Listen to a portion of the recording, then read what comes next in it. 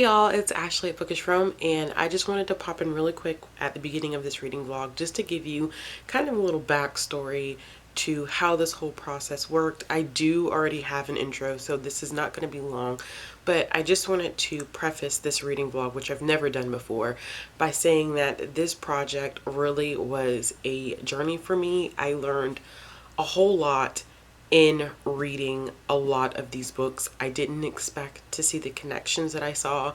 I didn't expect the conversations to happen that did happen during this vlog. I will say that it does start off just kind of like reviewing books, and then it becomes an exploration of a lot of different things, a lot of connections that I make to my own personal life, to a lot of things that I have experienced and learned from family. So this is probably a video that I hold very, very dear to my heart. And I just wanted you all to know that.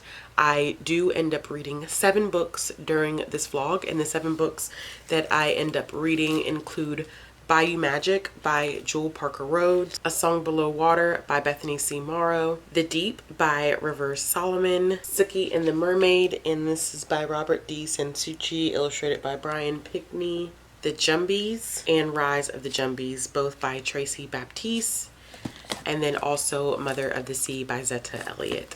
So I hope you all enjoy. I hope you all learn something.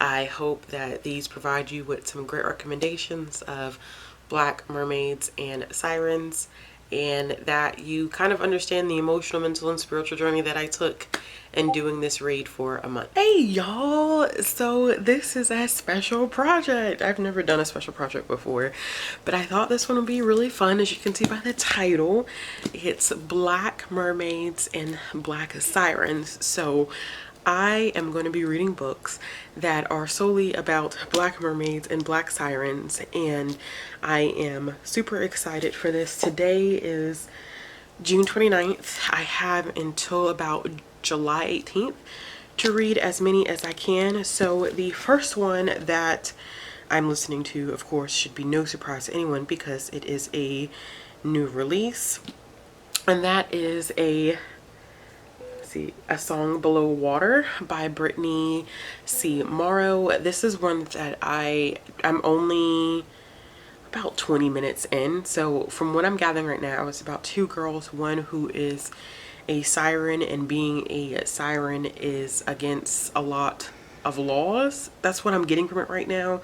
And people kind of I don't want to say hunt them, because I don't think hunt them is the right word, but I think that people actively seek out to blame them for a lot of things that happen.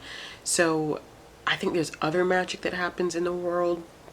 I don't know. I really don't know much about what's going on, but it's a short one. Like, I only have 5 hours and 50 minutes left. So this is one that I'm super, super excited to read. I also have 2 more right here. I have The Deep by Rivers Solomon, that I think is going to be a very complex novel. I think I have seen nothing but good reviews about what this book entails. I also have Bayou Magic that I'll be reading by Jewel Parker Rhodes, and I actually have my own copy of this one coming in. And then I have another, The Jumbies, the first and second book in the Jumbies series, which is another children's / middle grade book that I have coming in that I'm going to be using. I also have a picture book that's coming in that I'm going to be using that has Black mermaids in it. And then I have, let's see if I can pull it up for you guys.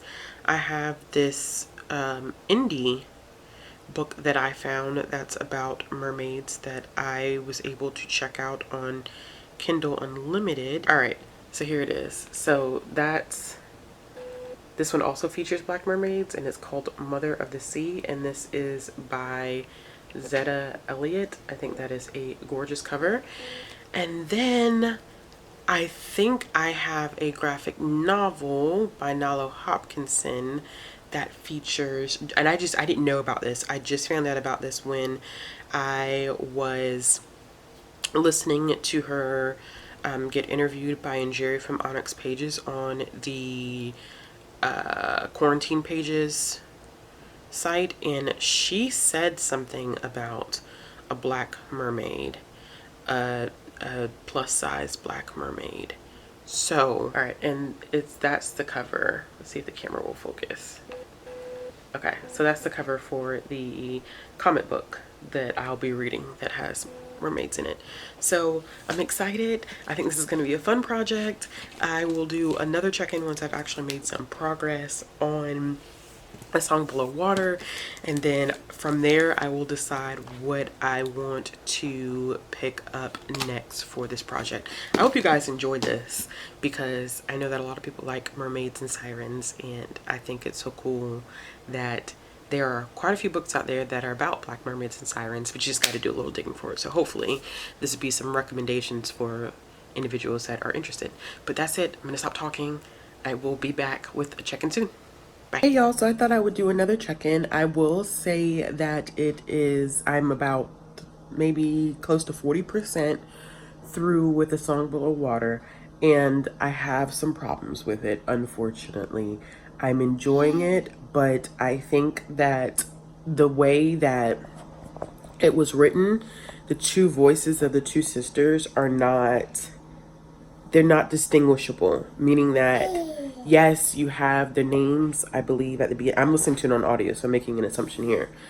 Yes, you have the names at the beginning of the chapters, but when you start getting into a chapter, you can't really tell the difference between the two voices, and you have to constantly remind yourself, like, who's actually speaking.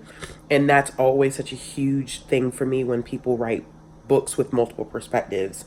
And it's one of the most frustrating things for me when people write books that are multiple perspectives.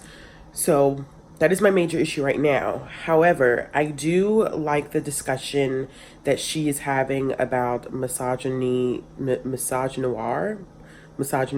I think that's how you say it, which is when it looks at the intersection between black women, the intersection of black women being black and women, and how there's special, I don't want to say levels, but really special levels of discrimination that they face because they are black and women. And she's doing a very good job talking about that. I just got to a section where and this is not a spoiler because I'm trying to keep this spoiler free, but she's trying to relate, like, when things happen as far as like police brutality, how it takes so much more for black women to be noticed, even if they do face the same things that black men face. It takes so much more for you to hear their names in the news and for protests to happen surrounding their names. But it's so ironic that happens, because when it comes down to organizing and wanting these protests to actually happen, the first people that you want to contact are black women, because that's when it's so important and so perfect for everyone else that we use our voices. So in that sense, I think she's doing a wonderful job with that. I think that there's some aspects of the mythology that I wish that she would explore more, but I think that this whole concept of mermaids and sirens in this book is nothing more than an allegory. It's giving me very much magical realism feels, even though magic is expected in this. It's our world, but magic is expected in this world. But I think I just want a little bit more of that magic feeling, and I think there's some aspects of the mythology that she uses that she doesn't really delve into, which to me is kind of like, I think you could do research on it, but even when I did research on it, I'm still confused on how some of the myth is translated into her work. So right now we're looking probably at like a 3.5 star book, but I'm only 40% the way through. We got another 60%. My ideas and feelings can change, but that's kind of where I'm at right now. Another thing that I really do like is the relationship between Effie and Tavia. I think that the relationship that they have as sisters is so beautiful. They feel this connection that they have with each other is just, I love that. I love that connection, even though they're like completely different individuals.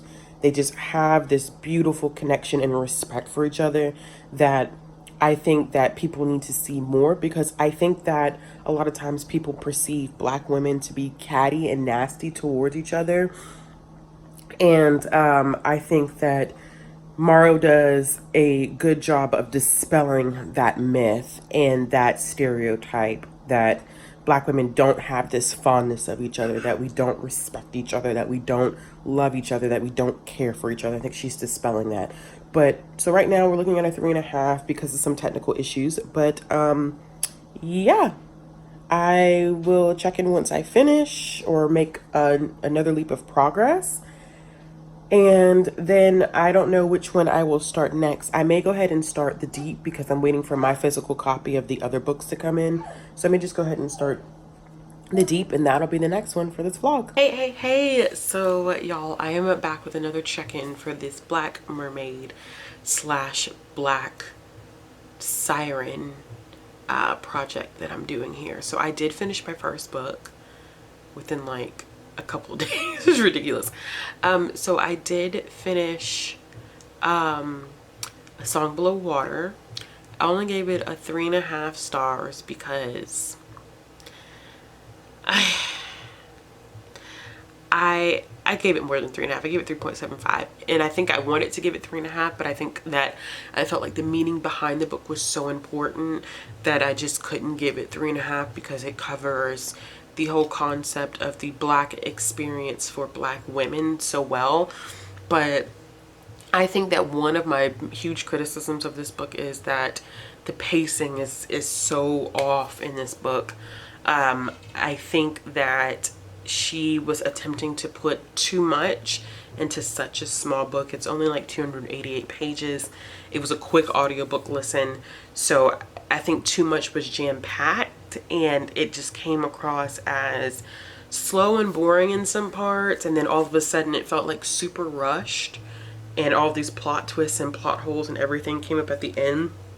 I also think that she used some great mythological elements. This book really takes place in our world, but it has fantastical elements, almost like it's magical realism a little bit.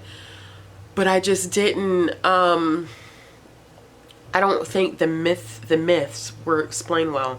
And even if the intention was to do research, which I'm always down to do because I always tell people, you know, make sure you do your research. Even if that was also the intention behind the way that she did stuff, I don't feel like it was really explained how it fit into the context of the novel. So that made it kind of a difficult thing to read. But I am looking forward to seeing what else she produces in the future, because I did like her writing. It just, the two voices of Tavia and Effie kind of blended together in some parts, so that made it relatively hard to kind of distinguish, even though at the beginning of the chapter, like the narrators always said like whose perspective it was from. They kind of just blended together, so I couldn't really get down with that. It was just so, it was hard, y'all. It was hard because I wanted to love this book much more than what I did. It's a good book. It's a solid book. But I think that I enjoyed the fact that she uses sirens who have the ability to compel and change people through the use of just their voice. I think that concept of using sirens and mermaids and these other myths was done beautifully. I think she really got her point across with that, like this world where sirens can only be Black women, and people try to silence these sirens. They don't want them to use their voice, and it's so ironic hearing that when Black women, when it's for the benefit of everybody, people want Black women to use their voices, but when Black women shake things up and they say things that make you feel uncomfortable because they're fighting for what's right, then everybody wants to silence them. And it's so great that I see so many authors now tackling this experience of what it's like for Black women in America, because it is different. It's a different experience. You know, the term is misogynoir, and that special level of discrimination that you face because of that. So I gave it 3.75. I think that It was a great allegory, but I think there was just some technical stuff in there that kind of brought it down. Great ending. Like, I'm so happy to see Black women get a happy ending at the end of this book. I think the relationships between Effie and Tavia, it was beautiful. It was beautiful. Just, I love their relationship dynamic. But I think next, I am still waiting on, so here's the thing. I'm still waiting on my copies of a picture book that I'm reading, and then these 2 children / middle grade books. I'm still waiting on my physical copies. So I do have a copy of The Deep somewhere around here in my long pile of books. And then I also have that short novella. So I'm trying to think what I want to start next. I think it may be the short novella on Kindle Unlimited, but I want this to be a surprise for y'all. So I'm trying to make sure that I navigate my Goodreads smartly. So this is a surprise. Yeah, I think that's what we'll do next. And then whenever I start that one, I will do an update. Hey y'all, so I just wanted to let you know that I actually had a book come in for this project. Bayou Magic by Jewel Parker Rhodes came in. So I think that this is going to be the next one that but from what I understand, this is about a girl named Maddie who goes to the bayou for the summer, and then she finds out that there could possibly be a mermaid in the water in the bayou, and her grandmother tells her some stories about their family. I will talk more about this one, but I think this one is going to be fun. Should be fun. I think it's going to be fun. But yeah, once I read a little bit of this one, I'll do another check-in. Hey y'all, so I filmed a clip for another vlog that I'm doing, and I had my bonnet on, and I just, whatever, normalized the bonnet. So, just a quick update. I am about 27 pages into Bayou Magic. Still no mermaids yet, but I can tell you that I'm really enjoying this one. I think it's really cute. It's about a young girl by the name of Maddie. She's being told that it's her turn to visit her grandmother. Sorry if you hear fireworks, it's the 4th of July. Joy. But she goes and she visits her grandmother, and there's this kind of unspoken thing that her grandmother is a little on the weird side. But then I think it's kind of almost has this like magical feel to it too, because her mom seems to have some type of magical abilities, but it's not clear yet. But I do like the relationship between Maddie and her grandmother. It's super, super, like, it reminds me of how I was with my great grandmother, and it makes me a little emotional. I lost her in 2018. So yeah, it reminds me so much of the relationship that I had with her. That's probably why I'm loving it so much. It's just this unspoken fondness that they have for each other, and this unspoken appreciation and love. And it's so crazy that you could even see that as early as 27 pages in. So I'm hoping that there's some appearance of mermaids, considering this is a vlog that's about Black mermaids and Black sirens. And it was so funny. I really want to tell somebody I'm doing this project. I was watching watching Noria from Noria is your channel Noria the Reader? Anyway, Noria went live today, and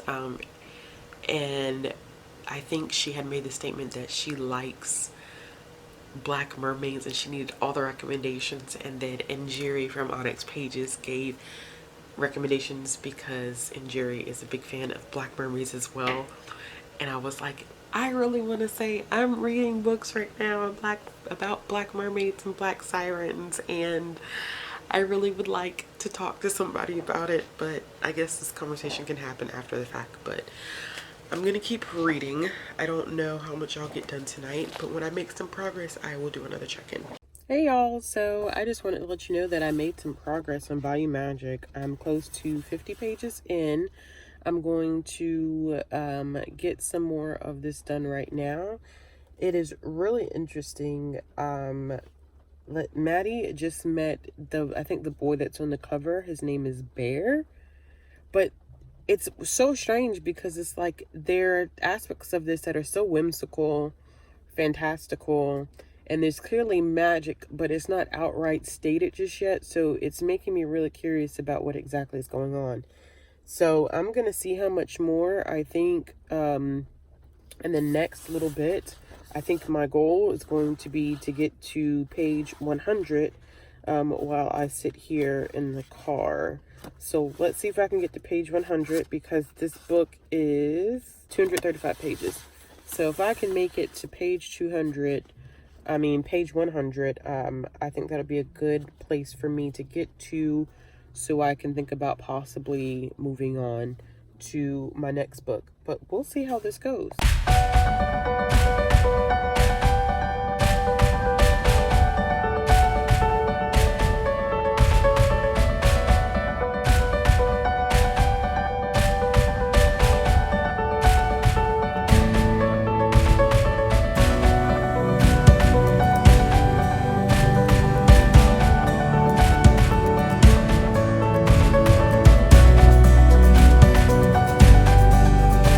So I'm here for a quick project check-in. Okay, so I should probably pull this stuff closer.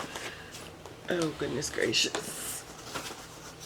Okay, so I am still making my way through Bayou Magic.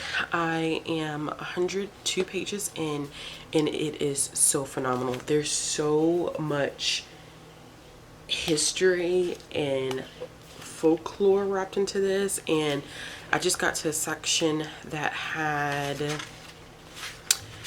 a part that is part of a Haitian Creole lullaby that's well known, and I'm learning so much. I just so much. I even have like started with sticky notes at the top because there's so much information. So this is one that I'm really enjoying. I got my first glimpse of on page of a mermaid, and I think that this is tied to a myth, and that myth relates back to the transportation of slaves across the Atlantic Ocean. So powerful, so deep. Cannot believe that I waited so long to pick up this book, because this has been nominated in my state for an award. I think maybe a couple of years ago, and I can't believe it took me this long to pick up this book. I want to read so much more by Jewel Parker Rhodes. She has a book called Ninth Ward, and I feel like I'm about to order that book because this one is so good and so powerful. And this copy that I bought is actually signed. Not to me, but it's a signed copy that someone decided to give away. So her grandmother is very, very strange. Every time she makes this friend, so the boy on the cover, his name is Bear, and they become friends, and she keeps giving them these sayings in the morning before they leave to go play on the bayou, like a bird with a crooked wing means sorrow, heartache comes in threes, do good and it'll fly right back to you, 10 isn't just one more than 9, 10 means change, energy, luck, new things in life. If a bird snatches your hair for its nest, your hair will fall out. So this just reminds me so much of the relationship that I had with my own grandmother, my great grandmother. So I think that's why I'm having such an emotional connection to it.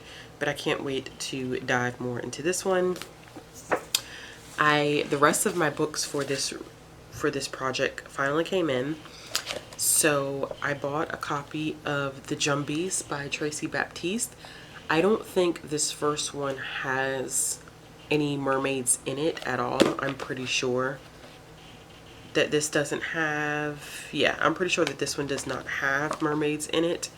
But this second one, The Rise of the Jumbies, does have mermaids in it. So as you can see you can see that clear as day on the cover, and this cover is actually beautiful. I don't know much about this book because it is the second in the series, but I think the author is from Trinidad, so I definitely have a feeling that there is going to be some folklore that she has tied into this. And I think that Deidre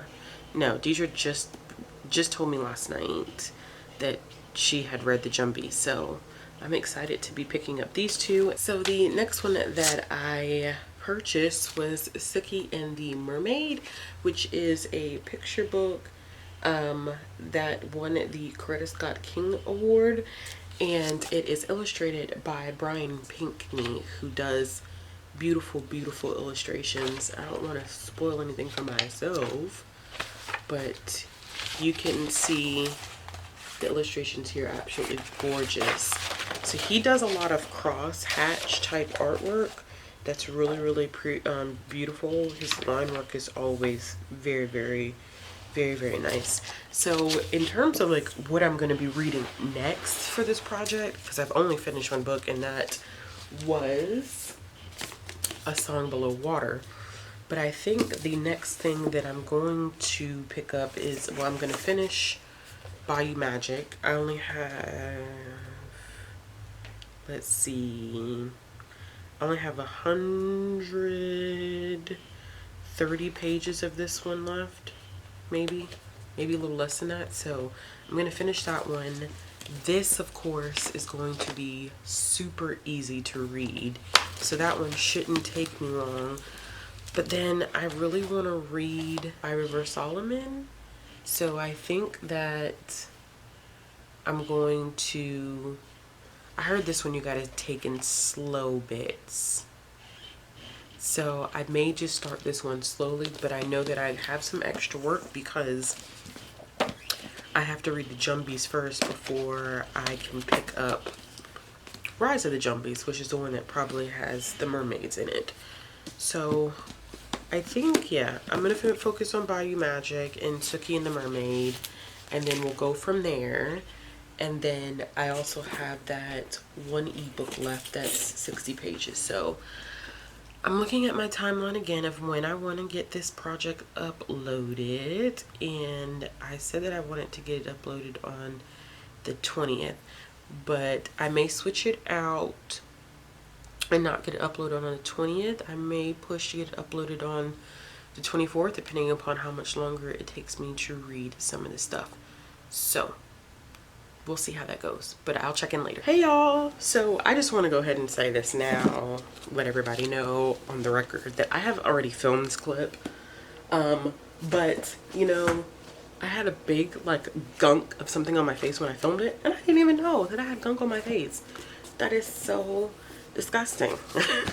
So here we are again, about to film this clip. Okay, so for this project I have read, as of now, I have finished A Song Below Water, and the two that I haven't been able to really update y'all on is I finished Sucky and the Mermaid, as well as Bayou Magic.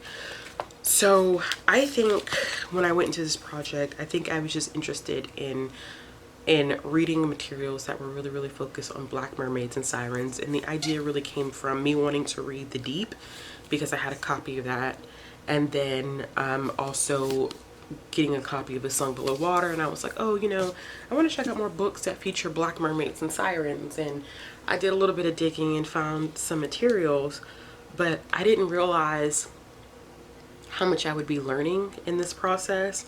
That these are not just fantastical stories, that these really go back to a lot of cultural things that maybe I should have been more aware of that I wasn't aware of. And for that, like specifically talking about like Bayou Magic. So I've talked about this book a little bit, and about the fact that it is about Maddie, who is a young girl who is spending time with her grandmother. She gets sent to spend time with her grandmother like all of her sisters, and you know, it's this magical flair that you feel in the beginning, and then you find out that there's this mermaid. But what Jewel Parker Rhodes does is tie in the folklore of Mami Wata, which is tied to back to Africa, and how Mami Wata is a deity that is highly revered and respected. And there have been a lot of discussions and stories passed down that Mami Wata traveled from Western African countries through the transatlantic slave trade with slaves to protect them and keep them safe, and that it's still a time-honored a time-honored tradition in some sense to not do certain things or not go to the beach at certain points because it's to respect the deity. And I had no idea that it was so closely related to slave trade, and that it was based on myths and legends, and that this is not just slapping a color on a mermaid and saying that she's black, that these mermaids and these ideas have existed prior to even Hans Christian Andersen's take on it. And I've done a lot of reading on this now, that, you know, people feel like Hans Christian Andersen even took his tales, you know, he wrote it at the height of colonialism. It wouldn't be a surprise if he took that tale and made it his own. I literally, it took me a while to read this, not because it was slower that I didn't like it. It was like with these post-it notes and tabbing, like I was doing so much additional reading and so much additional research because I felt like this book was so in-depth, and it just looked at black mermaids in a way that I don't think I expected. I think it looked at black mermaids in a way that people didn't anticipate. I think that it discusses myth in a way that I think a lot of people are not going to anticipate, and it ties it all back to slavery, and it ties it all back to the way that black people function now. It was really, really deep. And Jewel Parker Rhodes even, you know, ties in environmentalism and takes her references from Deepwater Horizon, which was the worst oil spill in the history of our country. And I think that knowing more about Mami Wata and how, and the history behind Mami Wata, I am looking at these texts now in a very, very different way.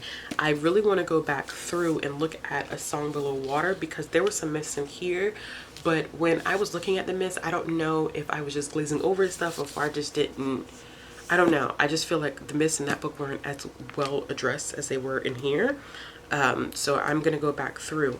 And it was, you know, when I finished Bayou Magic and I picked up Sookie and the Mermaid, I thought that that was even interesting that this was based, and I'm going to go back to his author's note as a reference. So first of all, this one is about a young girl by the name of Sookie who has a really toxic relationship with her parents, and she goes to the beach or the sea and she sings this song, and she meets this mermaid, and this mermaid and her build this really good relationship, and then the mermaid gives her a gold coin every time they spend time together so she could take it back to her parents, or her parents don't ask her any questions. But it goes so much deeper than that, and this is a great ode to the Geechee Gullah culture of South Carolina. So like Charleston, Beaufort, Georgetown area, they're well saturated with Geechee Gullah culture. If you've never heard of the Geechee Gullah culture, I definitely would look it up.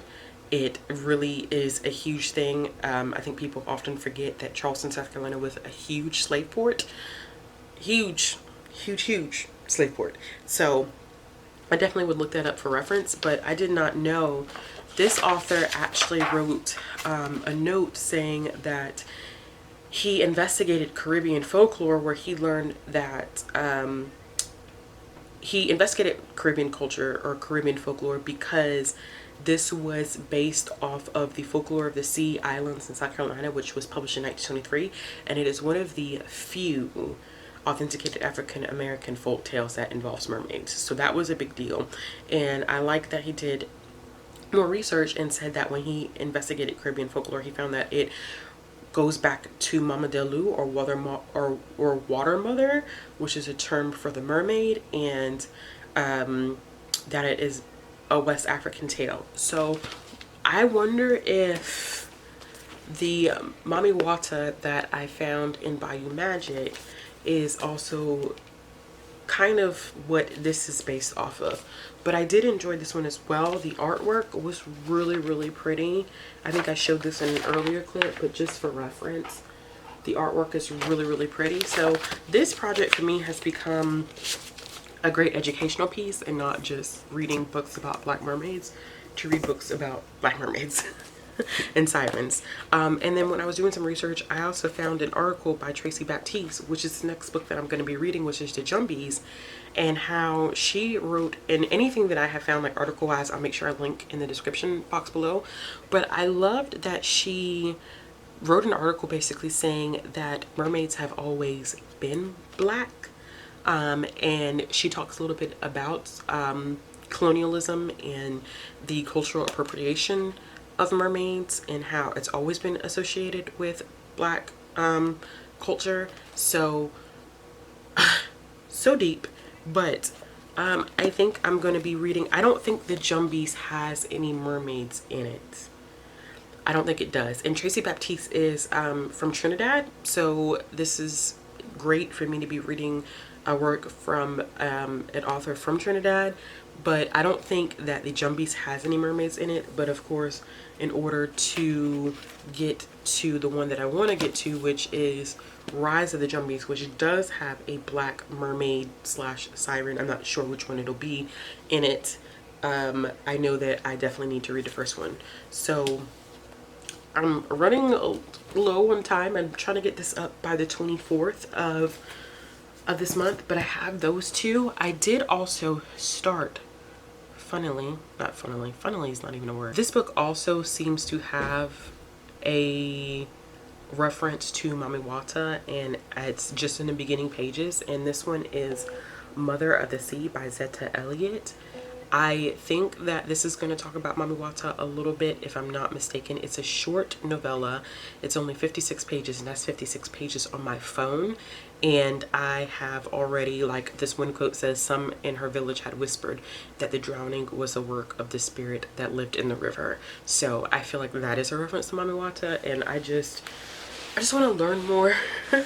I'm learning a lot right now, and I think it's great that I did not start off on this project with the idea or the thought about what I would be learning, but now I am. So that's always a great thing.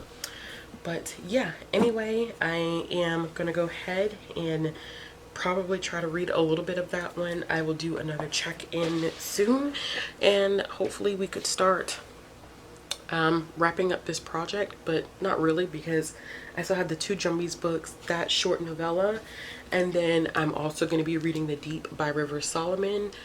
I ordered my own copy of this. It's a library copy, but I ordered my own copy because I wanted to annotate it, because now that I'm seeing so many connections, I feel like I need to annotate a lot of these things. So I did order my own copy. It should be here by tomorrow, which is, what's today, the 13th of July.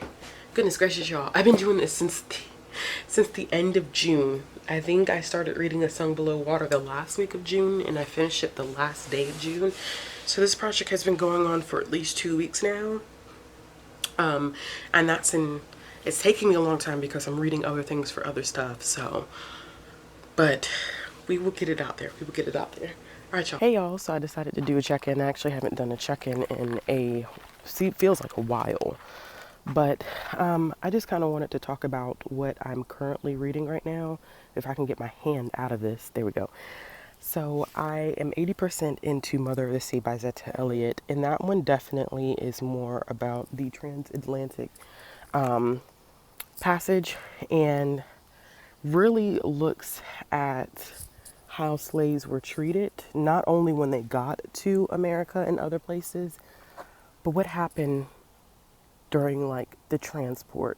And it is definitely hard to read it. It definitely reminds me of the movie Amistad, if you've ever seen that. There's so many different references in this book, and I am getting this vibe of a mermaid or a goddess of water that is going to help them make this transition from being on this ship and maybe possibly not even making it to wherever they were destined to go. There are a lot of trigger warnings in this. There's on the page rape, there's violence, there's just so much, and Zetta Elliott does not shy away from giving details.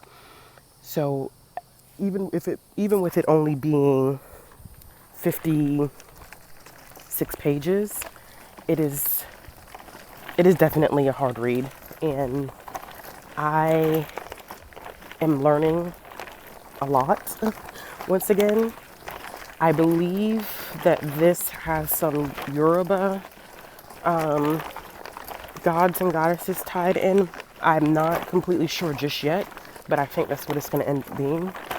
And what the story is about is just a young girl who is taking care of another little girl, probably significantly younger than her. And when they go to board the ship, the little girl gets thrown into the sea. But then by the time that our main character makes it onto the ship, the little girl appears again. And she has this interesting vibe about her that's almost a little weird. She's happy and I don't want to say she feels good about what's going to happen, but that's kind of the vibe that I got. And she actually helps our main character navigate her experience on this ship. So I am, like I said, 80% through. It's a hard one. It's a hard one, y'all, but it's also a important book. But when I get finished, I'll do a better review. Hey y'all, so I'm actually in my pajamas now. When I last talked, I was 80% through Mother of the Sea, and I actually ended up finishing it, and my assumptions were right. It is heavily based in the Yoruba religion, and I am not as well versed as I should be in all aspects of the Yoruba religion and the goddess that is referenced in this book. And I think I ended up giving it 3 out of 5 stars because the character development just wasn't there for me.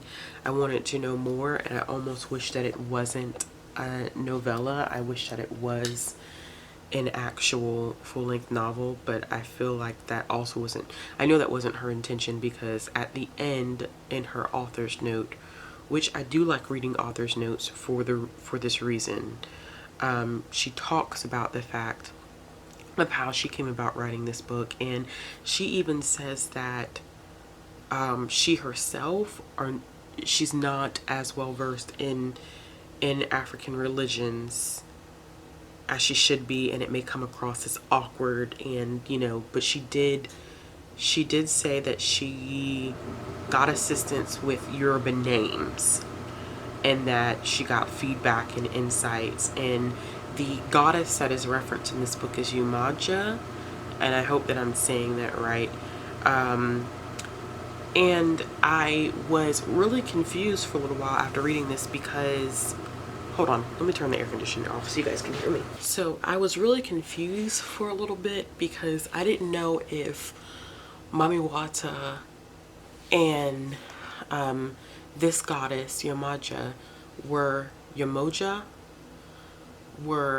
the same goddess, and if they were tied together. So I went and I did some research, and there was this, I don't know how legitimate the site is. So if someone knows the answer to this question, please tell me. From my understanding, from when I read that article, which I will link below, it said that they're not. So the article said that Mami Wata is actually plural, and that it is a group representation of deities, but it doesn't follow the standards and traditions of the Yoruba religion. So, but what's so interesting about these two, and that's what I said, I don't know how true that is because I don't know what the validity of this site is. What's so interesting about that is I felt like they have like this kind of connection in some ways, because when I was reading about Mami Wata in Bayou Magic, Maddie's grandmother says that Mami Wata helped them move from wherever they were taken from, slaves, wherever they were taken from. And I don't even want to say slaves, because slaves weren't taken from the coast of Africa. People were taken from the coast of Africa and made into slaves. So when people were taken from the coast of Africa and brought over to different parts of the Americas to be made into slaves, Mamiwa to accompany them on that trip. And I feel like Yomoja is the same, does the same thing, because it's this comfort of helping those individuals that had to make that transatlantic voyage, and she's there the entire time in the assistance of this child. Like, I don't know if Yomoja is the actual child or the child is a part of Yomoja and help the main character kind of come to grips with what was going on. I'm not sure, but I'm finding this whole conversation very interesting. And forgive me if I'm stumbling through this, because you're watching me learn in real time, which is so interesting, because like I keep saying, my goal wasn't that, like, this was not what I was going into this and intending. Like, this is just something that's happening. So I'm learning as I'm going, and I'm clearly not an expert on any of this. I'm just sharing what pieces of information that I've been gathering. I think it's just interesting that our understanding of Black mermaids and sirens and water goddesses deals heavily with the transatlantic journey that people were forced to make, and how much they went through. And you know, when I think about movies, like I mentioned this in an early clip, when I think about movies like Amistad, and you see the amount of cruelty and the disgusting things that people went through, and it makes you wonder, how could you possibly have survived anything like that? You get this understanding of why so many people who were being transported to become slaves were willing to do things like mass suicide. I think even in here, and I'm just using this as a reference, she said that, like, she learned of a mass suicide committed by enslaved men on board the Prince of Orange in 1737. And I'm thinking, you know, I need to look into that, but I'm guessing that all the men threw themselves overboard. And you try to think like, oh my gosh. And then I keep thinking about that line that Killmonger made at the end of Black Panther, and how, like, he would rather die than be enslaved. And just to think about how much people went through, and that it was so bad that they were willing just to commit suicide. And that now we have these stories based on, like, these mermaids and sirens and goddesses who made the journey with these people in order to keep them somewhat alive, to give them some type of hope. But how do you not lose hope? How do you not go into complete despair just thinking about some of the things that a lot of these individuals went through? So it's so interesting that Mother of the Sea had that discussion about people either being thrown overboard, people committing suicide, and how there was a goddess who has mermaid-like qualities that ends up making the journey with them. And then we have The Deep by River Solomon, where this is about the descendants of pregnant slaves that were thrown overboard. So this is going to be the next one that I read. I just got my copy in the mail. I know you all saw that I had the library copy, but I felt like this is one that I wanted to annotate. It is relatively short. Not even relatively short. It is extremely short. It is 155 pages long. So I am going to try to knock out most of this tonight, because I want to get to the Jumbies. Because the Jumbies and The Rise of the Jumbies are the last couple of books that I have to read for this vlog, and then it will go up. So those are just my thoughts. I'll be back with another check-in later. Hey y'all, so I'm here to do another check-in before I make it too far in either one of these books. So I did start picking up the Jumbies, and I am currently 106 pages into the Jumbies. I did decide to listen to this one on audio because it's being narrated by Robin Miles, who does an excellent job, and it's giving me a little bit more time to focus on The Deep by River Solomon. So The Jumbies by Tracy Baptiste is about this young girl by the name of Corinne, who lives, I'm guessing, I don't know if it, unless I missed it, I don't think it ever explicitly says where she lives, but she lives, I believe, in the Caribbean somewhere, and she lives along with her father. And she's been told these tales about the Jumbies, but she doesn't believe it until there is this interaction with this really beautiful woman and her father, and the woman starts doing some really weird things. Like I said, for this one, I don't know if this is going to have any black mermaids or sirens in it, but I know that the second book does, because Tracy Baptiste did talk about that in the article that she wrote that's going to be linked down in the resources that I found in doing this vlog. So I know that the second one does, but I did find it interesting at some point that she did make a reference to her grandfather being the king of the sea, I believe. So I think that's interesting. And in the section that I just finished, when she ends up in the ocean, she calls out to her grand-père, and I think that that may tie into the second one, which is the rise of the Jumbies, which of course you can see explicitly. There's mermaids all over this one.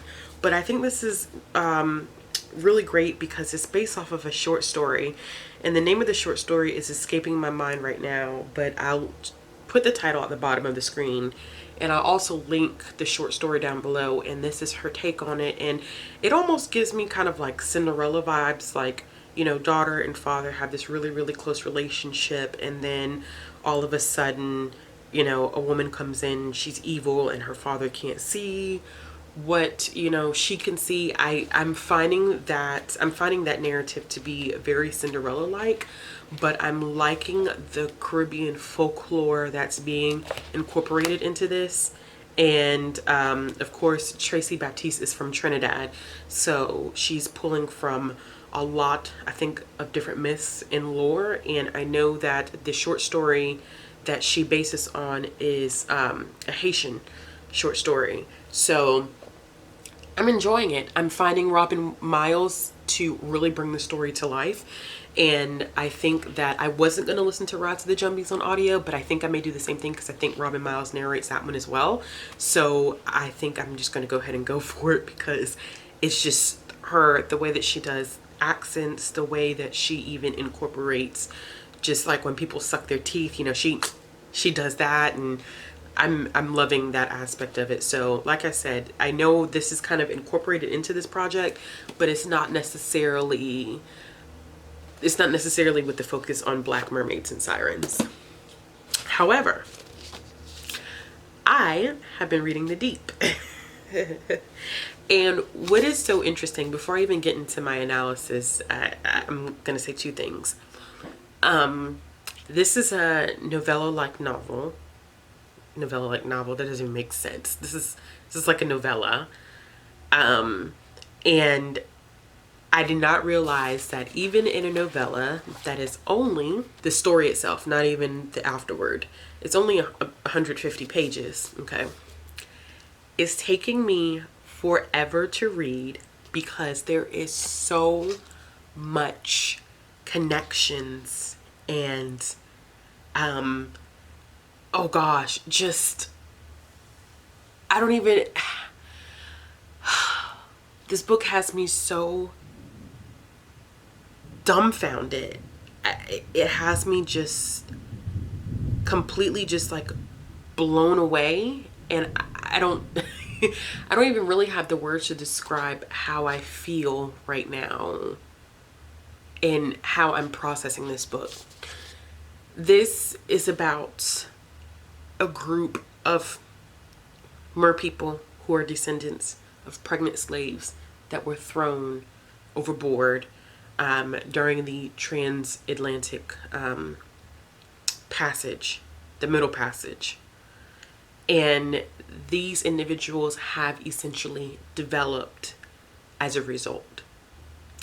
What I'm finding very intriguing about this entire conversation is that there are two big themes that I have seen so far. I'm only 96 pages in, and it has taken me about 3 days, it feels like, to get through 96 pages because I'm annotating and taking notes and doing all types of stuff. I mean, I can pull up a page and think that, here, I'll just let you guys see.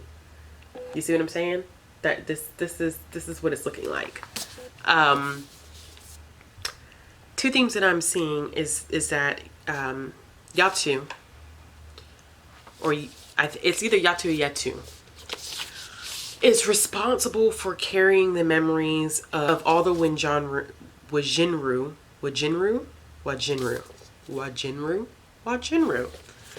that have come before her. She is labeled as the historian, and she is responsible for keeping a lot of their origin stories, essentially. And it is taxing, it is painful, and it is traumatic, and she doesn't want to do it anymore. And for me, that connection talks so much about the Black experience and having to remember the journeys that our ancestors have had to make, and how it is important for us to pass these memories on and to share these memories, because it is a part of who we are, but it doesn't make it any less painful. It doesn't make it any less traumatic. It doesn't take away from the fact that this is intergenerational trauma that has to be relived generation after generation after generation after generation after generation, because of the fact that it is a part of our narrative. And I think that I completely get Yetu's, I get her perspective, because it's like, I don't want to do this anymore. I just want to forget. I just want to live my life. I just want to relinquish this identity. I don't want to deal with this identity anymore of this trauma that my ancestors have gone through. I don't want to be aligned with that. And that's, for me, that's like saying, I just want to be a person. I don't want this identity of being Black all the time, because it comes with so much trauma. It comes with so much pain. It comes with so much heartache. But then at the same time, I can't not acknowledge that trauma, because if I don't, I'm losing a part of who I am. You know, what my ancestors went through, and just like thinking about what my great grandmother, and just as just the easiest example I can use, because I was raised at some point partially by my great grandmother. Clearly, I can't forget that experience that she had, and how what she had to do formed an impression on how she raised her children, who then raised my aunts and my uncles and my mom. And it's like, it's just the strangest thing. It is such, you know, you don't want to have to continuously acknowledge the pain that they've been through, but the pain and the suffering that they've been through have shaped who they are, and in turns that shaping has determined who you are. It's all interconnected, but I can understand that desire to let that connectedness go, like to not have to deal with that trauma all the time. But in giving up that trauma, you're losing part of your identity. And it's so complex in that sense, and it's so hard to read this book quickly. You can't read it quickly. Like you've got to read it slowly, because you've got to really parse this text apart. There's also a section in here that is essentially, I think it's a flashback. I'm pretty sure it's a flashback. And I think the character's name is Zoti. I think that's the character's name, is Zoti. And one thing that I am so interested in Zoti's character is that River Solomon, as a lot of us know, is a non-binary author. There are non-binary characters from what I've seen so far in this book, as well as I think there is sensory processing disorder representation that's going on here as well. I could be reaching, but I think that is present in this book. But Zoti, I believe, is non-binary,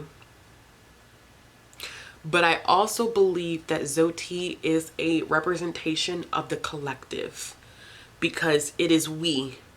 And it reminds me so much of when Bob Marley used to say, I and I, and that we are linked together in this. There is no separation of me and you.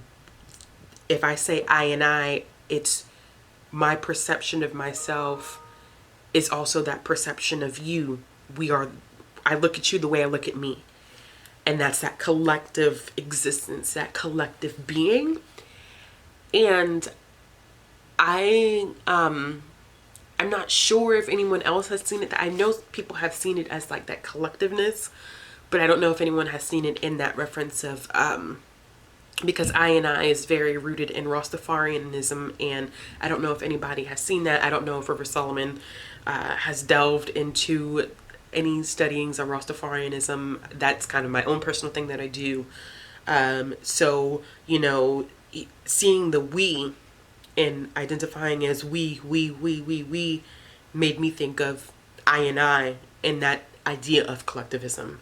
So, needless to say, this is great. But even with the Zoti and the collectiveness, there's also this discussion of not knowing where they came from and having to rebuild everything. And for me, that is very much so about Black identity and us not knowing where we come from. We can't, for a lot of us, we can't trace back our family 600 years because there's no records. We can't go through and flip through books, and even using things like Ancestry.com. At some point, for some of us, it stops because there's no history. Like for me, for example, with my great-grandmother, when she passed away in 2018, I lost a lot of my history, a lot of where I come from, because nothing was really, like, there was no record. I mean, we have this oral history, which is what this is so rooted in. This concept of oral history is all that we have. The information that was passed down from ancestor to ancestor. And sometimes even in oral history, like, that is lost. Some of that information is lost along the way.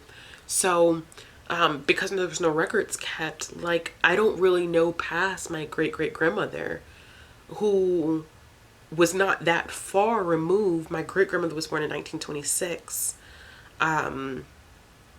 My great-great-grandmother was not that far removed from slavery. So, you know, even with the names, like, Black people took on the names of their slave masters. So even, like, we don't even have our own names. When Zoti talks about having to start from scratch, having to figure out who you are, it reminds me of how Black people have had to rebuild themselves culturally, and how we've had to redefine the family unit, because families for Black people, I'm trying to find the right way to word this without getting so emotional. A lot of times people say that Black people don't know how to keep a nuclear family, that there's never two-parent households, stuff like that. Well, and that always goes back to, I think, prison pipeline system, but also it's rooted in slavery as well. Families were broken up during slavery, pre-slavery, during slavery, post-slavery. Families were destroyed. that essence of a nuclear family has not existed for a lot of us for a very, very long time. And it is trauma that has been ingrained in us generation after generation after generation, with parents missing, or grandmothers having to step in, or aunts and uncles, that we don't have that American dream definition of a nuclear family. Not that that is the normality anymore. I think we're getting past that, but I think that Black people have a different relationship with the concept of a nuclear family because of history. And reading Zoti's part in this book made me realize how much we've had to redefine what it means to be a family, what it means to have a culture, what it means to even have our own language. Thinking of African American vernacular English, which is even developed from so much more. Like, you know, I think about the Geechee Gullah when I was reading Sookie and the Mermaid, thinking about the Geechee Gullah culture, how that is a redefining of culture and traditions. So it's like we've had to start from scratch, just like they had to start from scratch. I think there's so much going on in just 150 odd pages. 150 odd pages. I'm not including the afterword. I'm not even including the afterword. Just the 150 odd pages of this book, I feel like I am being touched in a way that a lot of books can't even do in 300 pages. And the connections that are being done from the fact that River Solomon used this song from the clippings, who were also inspired by another group that actually came up with this whole concept of this whole species existing. And I forget the name of the group, but it starts with a D, and I don't know why I can't remember the name of the group right now. But it is a techno group that actually came up with this whole concept of there being this underwater species that are descendants of pregnant slaves. And if you ever read this book, I would recommend listening. And I know people say, oh, it's spoilers. If you look at that song as spoilers, and this is my opinion, if you look at that song as spoilers, you're missing the whole damn point of this book, okay? That's surface level, okay? It's not, it's the connections and the beauty of this book are not going to be destroyed by listening to that song. That song is going to give you more context of where this whole thing is going. And I think you have to appreciate the history of that song, the musical genius behind both groups that delve into this understanding of these mer people to really grasp just the surface of this book, just the surface. And then once you get past that surface, you start making these wild connections. And I had made a comment on Twitter last night, and I know this is a long part of this, but I think this whole vlog for me definitely has just been a whole freaking learning experience. A whole experience of building these connections. And I just, unfortunately, I hate that so many of our mermaid stories are rooted so much in trauma, but I understand how and why they are rooted in so much trauma, and why they make such a heavy appearance in this whole aspect of the slave trade, because that's where they seem to be coming up a lot. But I've seen so many reviews that were like, I don't get the point of the book. And I took that to Twitter last night, and I found it very interesting that it really shows the importance. And someone DM'd me this on Instagram, because I think I took it to Instagram last night too. Someone DM'd me last night on Instagram and said that's the importance of Own Voices reviewers. Because sometimes when you're not an Own Voices reviewer, you don't get the context of the book. I don't think it's fair to rate a book lower because you can't relate to it. I don't think that's fair, especially when it's Own Voices. But I think this shows the importance of Own Voices, because people can say, oh yeah, this is a book about mermaids that are descendants of pregnant slaves. It's about so much more than that. And I don't know if you would always get that experience or understand this book in its totality if you haven't lived some of these experiences. So I think that's all I'm going to say for right now. This is going on 12 minutes. The vlog footage that I've rendered so far is already 55 minutes. So you see where this is going. I probably won't do another update until I finish this. And when I finish the Jumbies. And then the last thing that we'll need to make it through is Rise of the Jumbies. And then we'll be finished with this vlog. It has been a hell of a month of reading, but I'm glad that I've done it because now if people really want to know more about Black mermaids, here goes a list. A laundry list.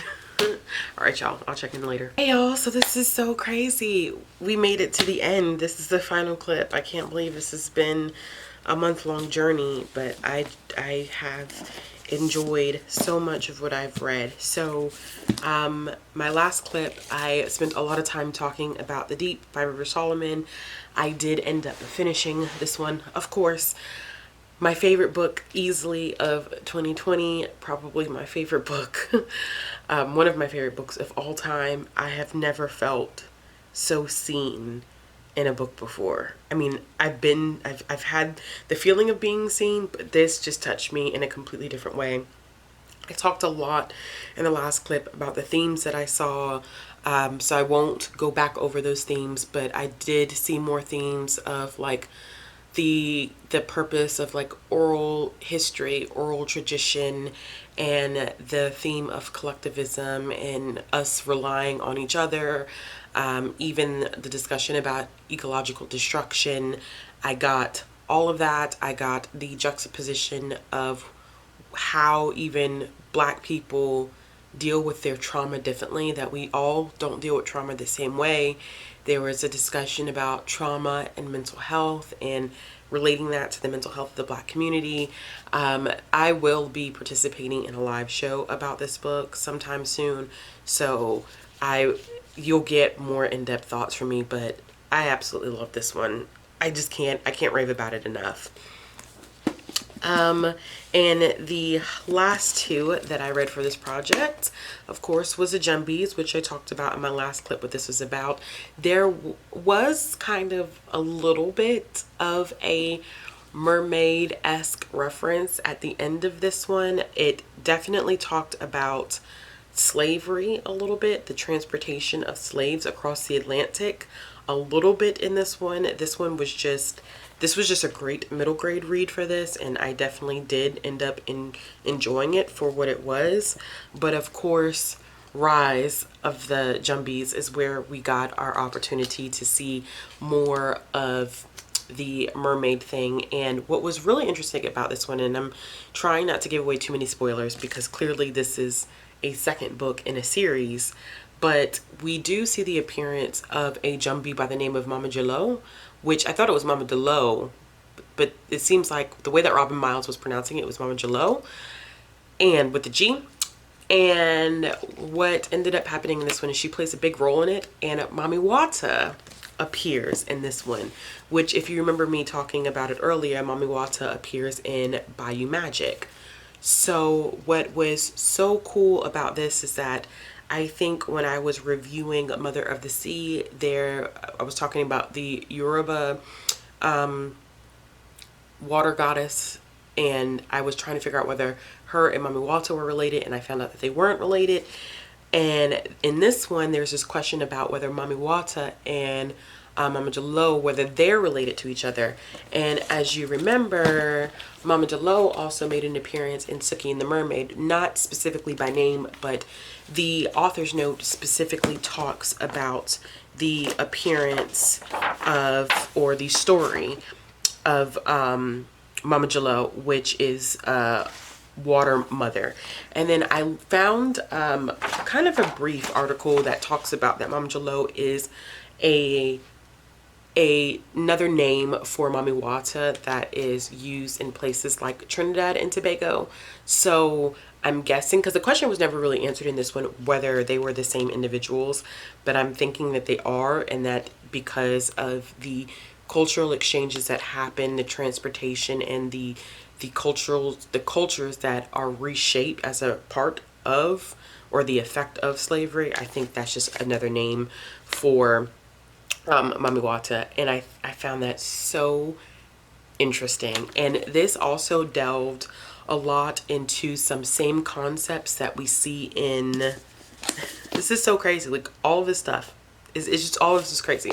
We see some of the same stuff that we saw in the Deep, we do end up seeing in Rise of the Jumbies, this whole concept of memory and pain and trauma, and how Mama Jalou helped the slaves forget who they were and transform them into mermaids so that they could live without having to carry the burden of having to become slaves. And there is this cultural connection where the author talks a little bit about Ghana and kind of the slave castles that were there, like particularly like the Cape Coast castle.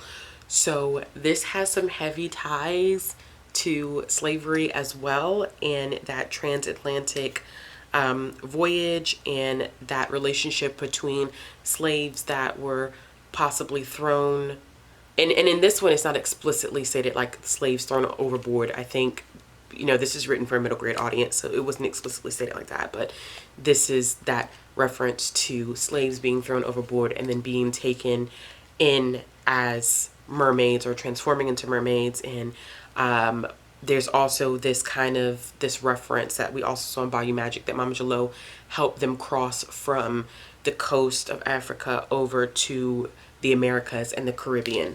So it was so interesting, the themes that I saw, and the themes that I saw in Bayou Magic, the themes that I saw in the Deep were ever so present in this book as well.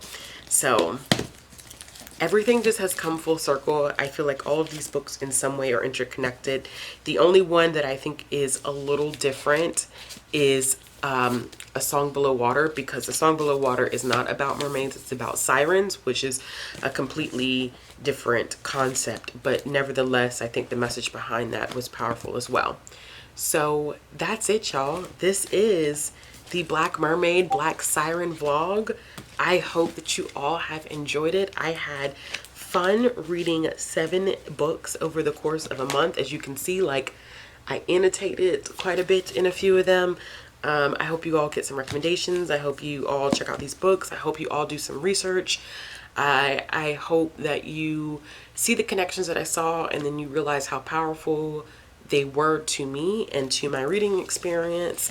As always, if you like this video, give it a thumbs up. If you want to see more content from me, click the subscribe button, and I'll be back with another video soon. If you're interested in any links, social media ways to support my channel, they'll be down in the description box below. I hope you all have had fun. Bye.